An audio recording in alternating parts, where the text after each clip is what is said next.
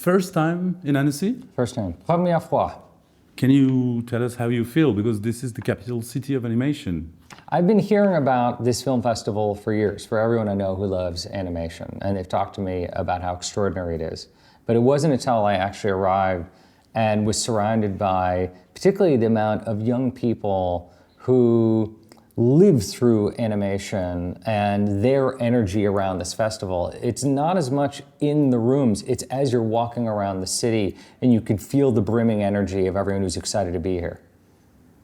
Have you met some people during the festival that you wouldn't have dreamt to meet? Yeah, I actually just met Bill Plimpton 10 minutes ago. And as a kid, I used to go see, in the US, they have a festival called Spike and Mike's Twisted Animation Festival. And I used to go to see that every year when I was a kid. And one of my favorite was the Bill Plimpton cartoons. You know, how to quit smoking, how to kiss, all that. And I've never met him. So the idea that I had to travel halfway around the world to meet this guy who's from New York is kind of wild. You said how to quit smoking. It rings a bell with one of your film, right? That's true. That's really funny. I've never actually thought about that. Really? I have to send him a thank you for smoking poster. Talking about this film and other ones, we have lobbyists, we have corporate downsizers, we have political campaigns, Yeah. tech entrepreneurs. Yeah. Are you going to do something about animators? Well, you know, my skill set in directing has usually been to find otherwise maligned characters and trying to humanize them. And animators are really nice people. So I don't think they need any help. Your artwork is famous for the dialogue. Well, for many things, but dialogue is Thank really vivid. That's why it's strange to be at an animation festival. I really paint with words, and I'm surrounded by people who are gifted with their hands who can draw anything. That's maybe because you have a lot of bridges to make here. Peut-être.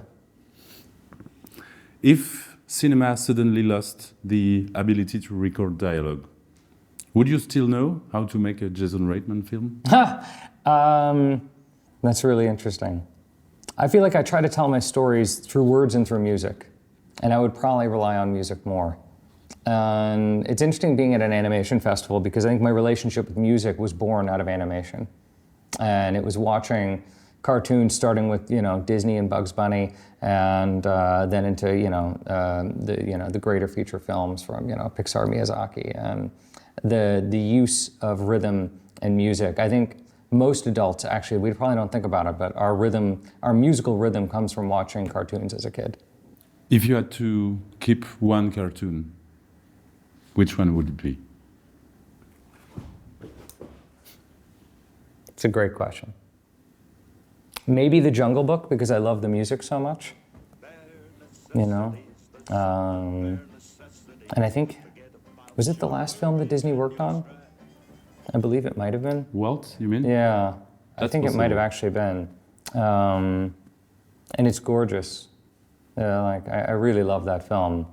I love the characters, I love the music. It's hard. It's a really hard question. Yes, it is. It's an awful question, actually. I'm sorry. No, I ask people all the time, and you can take this if you want. I'll usually ask them, take a director, take Steven Spielberg, and you have a box, and you only could put 3 films of his in the box, and everything else that doesn't go in the box never existed.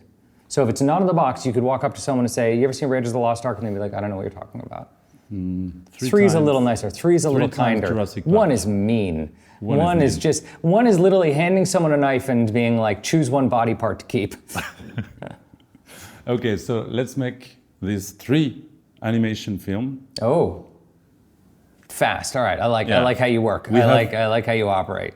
We have the Jungle Book. Jungle Book's already in there. All right, no, I'm getting ready to go. No, hey, hold on to the Jungle Book. Give me 1 second to think about this. I don't know why this is not coming up to me. Honestly, I think it'd be Bugs Bunny when he was conducting the orchestra. Mm-hmm. That was really important for me. I'll hold on to Jungle Book, and I want to put 1 Pixar film, but it's really hard. I'll add WALL-E. Okay. So we have a wild boy, a rabbit, and Robot. So what does this give us as a Jason Reitman film? Oh, that's interesting. Yeah, that kind of makes sense to me. Like, Bugs Bunny is the ultimate smartass. I feel like growing up, you're either a Mickey Mouse or you're a Bugs Bunny. Mickey Mouse was all heart, and Bugs Bunny was a smartass, and I was definitely a smartass growing up. Then Wall-E. Wall-E's a robot trying to understand humans, trying to understand the world, and that's how I've always felt. I think most filmmakers and animators and storytellers relate to Wall-E because you're usually someone who grew up feeling like you didn't know how to connect with the rest of the world, and you had to figure out a way to do it through story, but through just observing people and recreating them.